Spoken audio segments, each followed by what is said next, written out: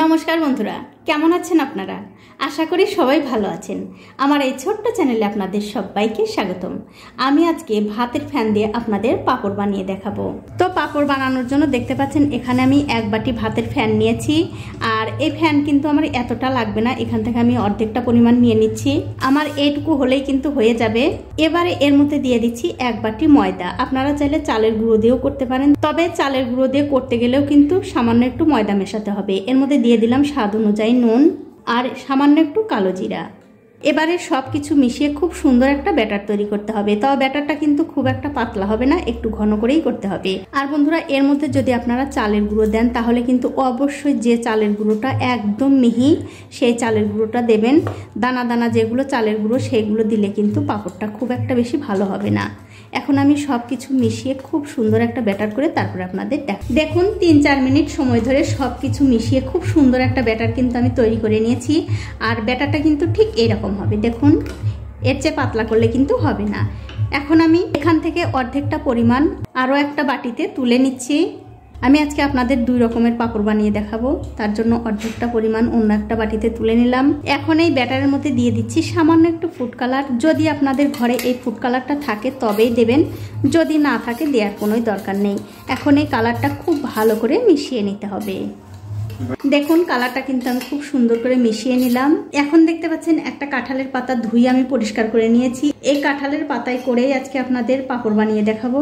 তার জন্য আমি একটুখানি ব্যাটার এই পাতার উপরে দিয়ে দিলাম, তারপর খুব ভালো করে পাতার চারিদিকে এরকম করে ছড়িয়ে দিতে হবে। আর বন্ধুরা, এই ব্যাটারটা কিন্তু পাতার যে উল্টো দিক আছে সেই দিকেই দিতে হবে।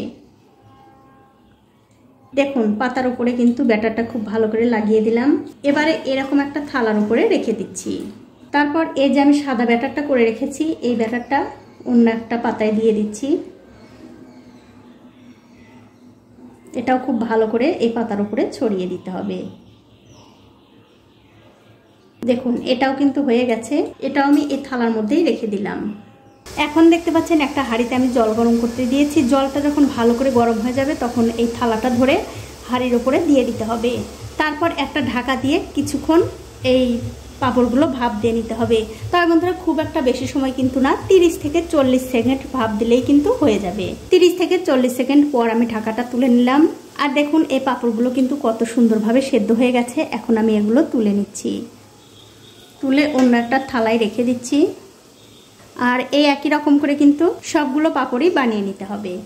এই দেখুন এক এক করে কিন্তু আমি সবগুলো পাঁপড়ই ভাপিয়ে নিয়েছি। এখন আমি এই পাঁপড়গুলো এই পাতা থেকে ছাড়িয়ে নেব। তবে বন্ধুরা, এই পাঁপড়গুলো ছাড়ানোর সময় কিন্তু অবশ্যই এই পাঁপড়গুলো ভালো করে ঠান্ডা করে নিয়ে ছাড়াতে হবে, তাছাড়া কিন্তু ছিঁড়ে যাবে। এরকম করে এক পাশ থেকে টানলেই কিন্তু উঠে আসবে, কোনো ব্যাপার না। দেখুন দেখুন আস্তে আস্তে কত সুন্দরভাবে ছেড়ে আসছে। দেখুন কত সুন্দরভাবে পাতা থেকে উঠে আসলো। এটা কিন্তু হয়ে গেছে। এটা অন্য একটা প্লেটে রেখে দিচ্ছি। আমি আরও একটা পাঁপড় ছাড়িয়ে আপনাদের দেখিয়ে দিচ্ছি। আর বন্ধুরা, আমি কিন্তু আগেও বলেছি এখনও বলছি, এই ব্যাটারটা কিন্তু একদম পাতলা করা যাবে না, একটু ঘনই করতে হবে। দেখুন এটাও কিন্তু কত সুন্দরভাবে উঠে আসছে। আর এই একই রকম করে কিন্তু সবগুলোই ছাড়িয়ে নিতে হবে। এটাও আমি রেখে দিলাম। তো এই দেখুন বন্ধুরা, সবগুলো পাঁপড় কিন্তু আমি পাতা থেকে তুলে নিয়েছি। এখন একটা পরিষ্কার কাপড়ের উপরে এই পাঁপড়গুলো রোদে দিতে হবে। রোদে দিয়ে খুব ভালো করে শুকিয়ে নিতে হবে। 2 থেকে 3 দিন রোদে দিলেই কিন্তু এই পাঁপড়গুলো খুব ভালোভাবে শুকিয়ে যাবে। দেখুন পাঁপড়গুলো আমি 2-3 দিন রোদে দিয়ে খুব ভালো করে শুকিয়ে নিয়েছি। এখন আমি এই পাঁপড়গুলো আপনাদের একটু ভেজেও দেখাচ্ছি কেমন হয়েছে। তো পাঁপড় ভাজার জন্য দেখতে পাচ্ছেন একটা কড়াইতে আমি তেল গরম করতে দিয়েছি। তেলটা যখন ভালো করে গরম হয়ে যাবে তখন একটা একটা করে পাঁপড় দিয়ে দিতে হবে।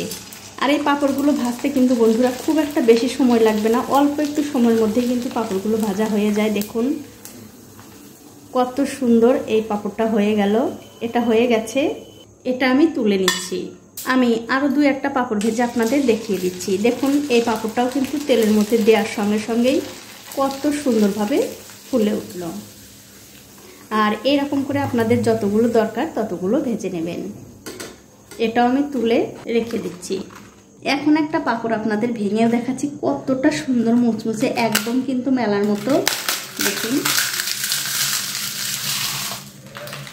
দেখুন কত সুন্দর। তো বন্ধুরা, আমার আজকের এই রেসিপিটা যদি আপনাদের ভালো লেগেই থাকে অবশ্যই একটা লাইক, কমেন্ট আর শেয়ার করতে ভুলবেন না।